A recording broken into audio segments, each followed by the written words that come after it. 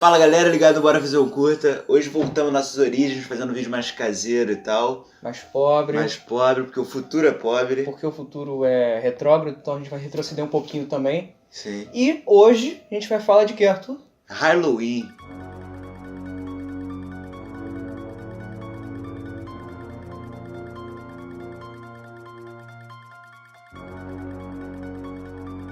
Por quê? Porque vai agora, na última semana agora de outubro, vai lançar o Halloween novo, dirigido pelo David Gordon Green. Que é um puta diretor, que é um cara que eu gosto, que faz filmes independentes. Mas o detalhe é que tem a supervisão geral de John Carpenter. Do John Carpenter. Que é o diretor original do filme.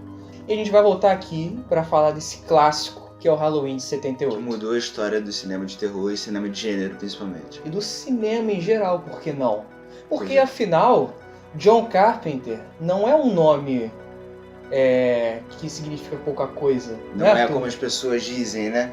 Esse preconceito com ele por ele fazer cinema de gênero e tal, por ser muito direto ao ponto. Por fazer terror, por fazer ficção científica. Fazer filmes B, que o cara faz brilhantemente. Durante a carreira dele, a gente vê a versatilidade do cara. Sim. Porque você vê filmes como O Aventureiro do Bairro Proibido, que é um filme de aventura, meio B e tal, com várias referências à cultura ocidental, etc. E oriental também. Oriental. De uma maneira um pouco duvidosa, eu acho, pessoalmente, em alguns pontos, mas talvez é um filme... o trabalho que eu menos gosto dele, mas eu acho incrível.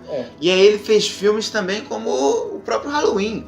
É um filme de terrorzão de gênero. Dá pra falar, vamos falar, é um filme vanguarda. É um filme de vanguarda, irmão. É uma vanguarda. É um filme que fez uma geração depois. Vários filmes extremamente semelhantes, com as mesmas estéticas, com coisas que ele implementou no Halloween, entendeu? Com coisas... Vamos começar a falar aqui do Halloween. Vamos começar qual é a história do Halloween. Começa com o Michael Myers matando a própria irmã.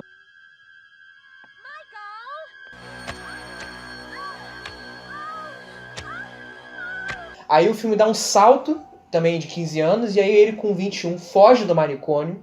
Que ele foi preso. Volta pra cidade natal e começa a perseguir as pessoas de novo. Sim. Ele começa a perseguir pessoas de fato. Essa cena que ele se referiu, que ele tinha 6 anos e matou a irmã dele, essa cena parece ser sim, mas ela tem muito mais que isso. Porque a cena é toda em primeira pessoa. Sim. E detalhe é que a gente não sabe quem é. A gente não sabe. Isso é o detalhe. A gente não sabe quem é aquela pessoa ali. A gente só tem uma câmera em primeira pessoa que começa a se mexer ali, ele vai observando as coisas. E é bem o espectador ali naquela figura. Pessoa. Por quê? Porque ali, antes dele matar, ele ainda é humano, ele ainda é uma pessoa normal, antes de experimentar se tornar o monstro que ele vira depois. Entende? Sim. É uma coisa muito sutil que o Carpenter faz até, porque ele literalmente te põe nos olhos do assassino. Sim. E no momento que acontece o ato de assassinato, que ele vai lá, esfaqueia a irmã, dá várias facadas nele. Não é uma facada só, é uma coisa cruel. Ele vai lá, esfaqueia ela, começa a gritar, a sofrer.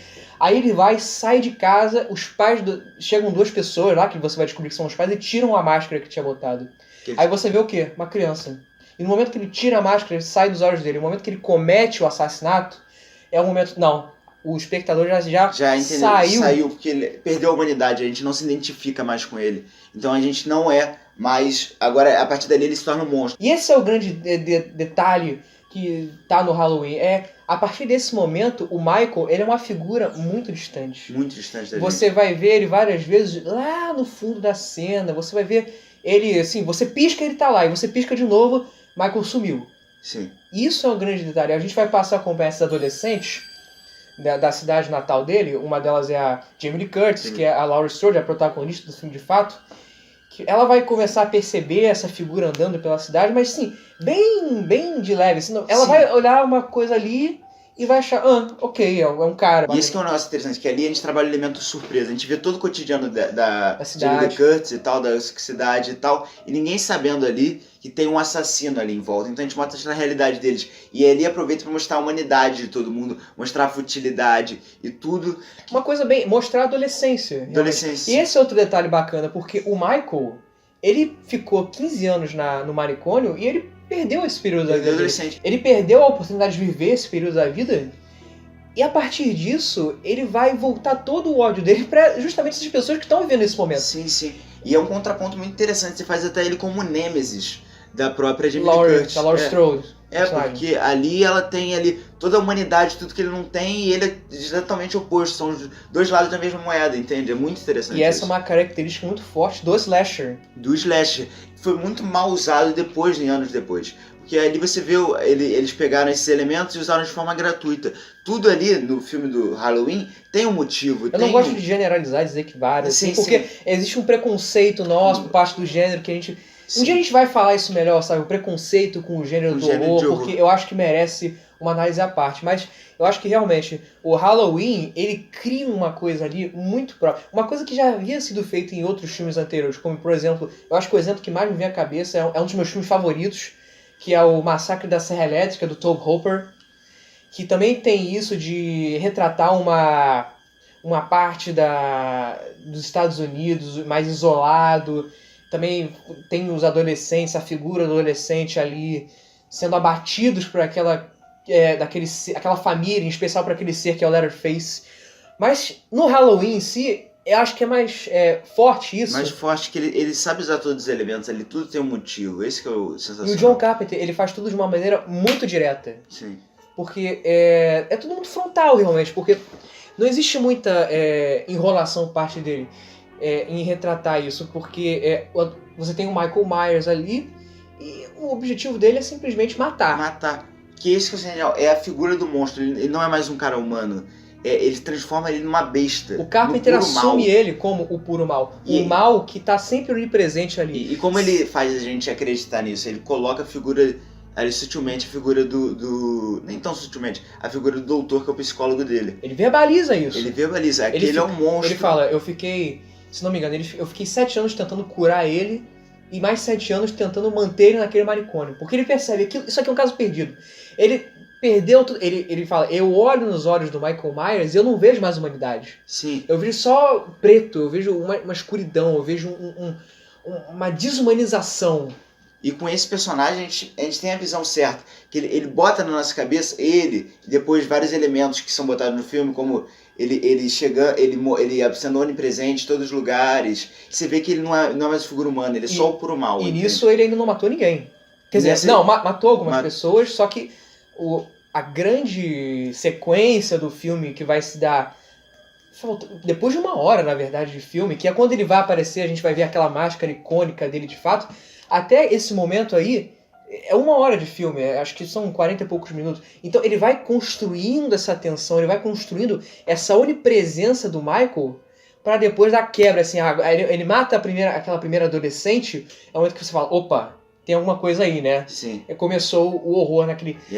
E é muito interessante também como ele cria, naquele espaço ali, daquele bairro, daquela rua, na verdade, não é nem um bairro, é uma rua, ele vai criar um microcosmo ali, que as pessoas vão saltando de uma casa para outra, eles vão fugindo. Tem as crianças também, sim. A figura das crianças ali, que estão assistindo filme de terror, até um negócio bacana, né? É uma curiosidadezinha bacana que eles estão vendo a coisa original que o Carpenter ia refazer. Pra mim, a obra-prima do John Carpenter. John Carpenter é a coisa. Mas assim, voltando pro Halloween, isso é a construção bacana. Você tem aquela figura... Além dos adolescentes também, que tem as crianças que estão em perigo ali. É legal que ele constrói esse senso de urgência sem necessariamente mostrar os personagens ali desesperados no início do filme. Você vê ele observando tudo e você vê, caralho, vai dar merda. A forma que ele constrói é totalmente diferente do que veio depois do que veio antes também. Sim. Entende? É um negócio que você falou por fora, a gente não Aliás, não é nenhuma coisa tá vendo o Michael Myers de longe também. Perdão, não é nenhuma coisa que a gente não viu antes, porque existe muita influência, eu acho que tem muita influência, por exemplo, de Hitchcock. Sim. Esse mestre do suspense, ele pega muita coisa, por exemplo, de Psicose do Hitchcock. Psicose é um filme que inspirou muita gente, né? Inspirou todo mundo. Brian De Palma fala isso, Scorsese fala isso. Toda essa galera da nova Hollywood, que o Carpenter está inserido, queiram ou não, ele está inserido nesse contexto, num contexto de cinema independente que ele faz. É um cinema de orçamento baixo, é um cinema que não tem tanta interferência de estúdio. E o Carpenter tem uma mão muito autoral em cima disso, sabe? E ele sabe usar. Não, justamente. Mas eu acho que tem uma forma muito original, apesar dele pegar a influência desses caras todos. Não, com certeza. Ele constrói senso de urgência, a gente vendo ele de longe, a gente sabendo que ele tá vendo tudo e tal. E os personagens não fazem ideia do que tá acontecendo. Acho que é genial isso, esse contraponto enorme que ele constrói. É um conceito clássico de suspense, né? O espectador sabe o que o personagem não sabe. Isso vai criando uma tensão. E eu acho que outro ponto que cria uma tensão, que a gente não falou, que é um ponto importantíssimo, é a música do John Carpenter. É a música do John Carpenter, justamente.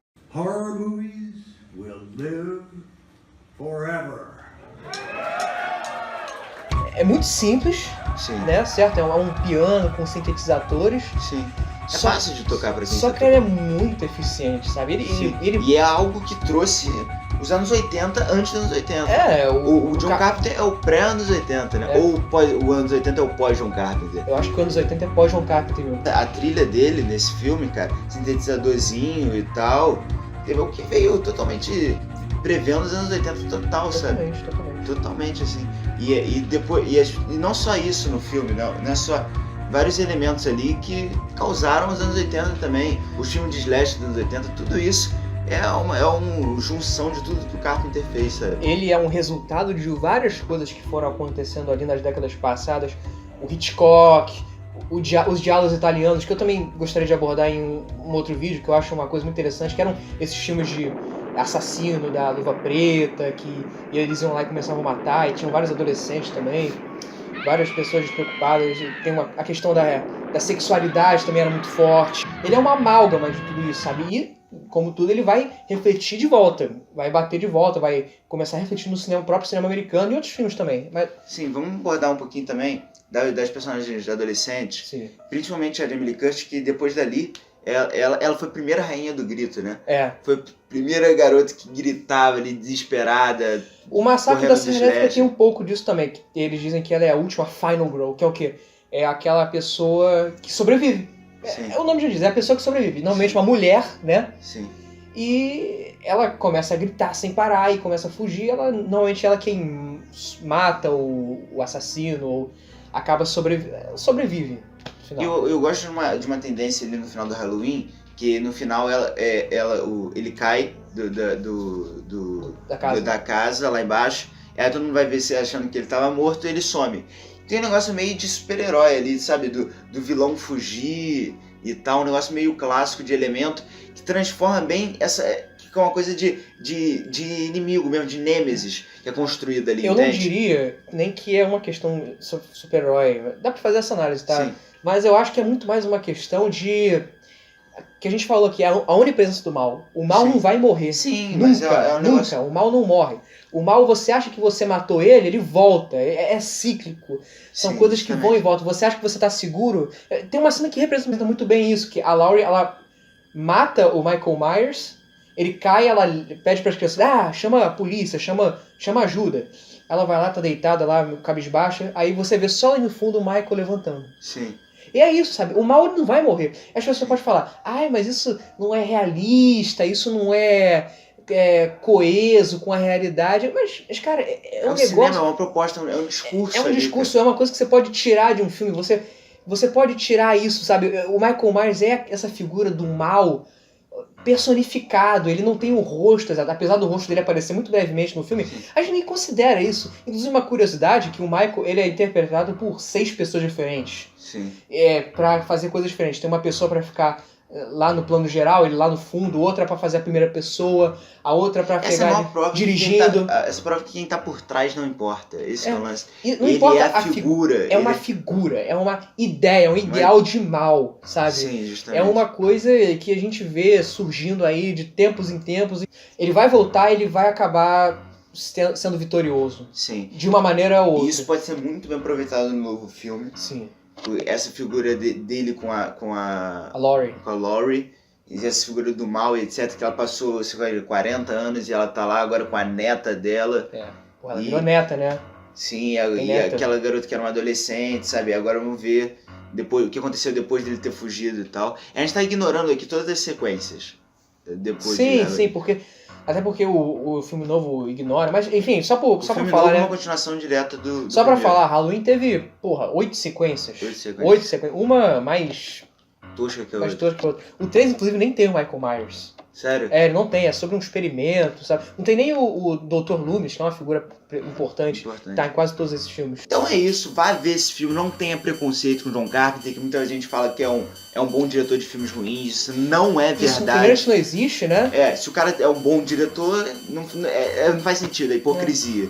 Então vai ver o filme, vai estudar John Carpenter, cara, você que faz cinema e tal, vai entender. Para de ter vergonha de falar eu gosto de filme que é ruim. Não, cara, defende o que você gosta. Porque Sim. se você gosta, existe um motivo pra você gostar. Tenta tirar alguma coisa aqui. Destilar, Tenta cara. confrontar o filme, criticar ele realmente. Halloween saísse hoje, o que não faz sentido que não existe cultura pop, mas se saísse hoje, ia ter muito babaca falando mal, entendeu? Sim, com certeza. Porque a gente tem a prova aqui que a gente vai falar de um filme em breve aqui, todo mundo fala mal nessa nova fase do canal, hein? Todo mundo fala mal, que a gente vai proteger. Então é isso, siga o canal, curta o vídeo, compartilhe, siga a gente nas redes sociais, é isso, valeu!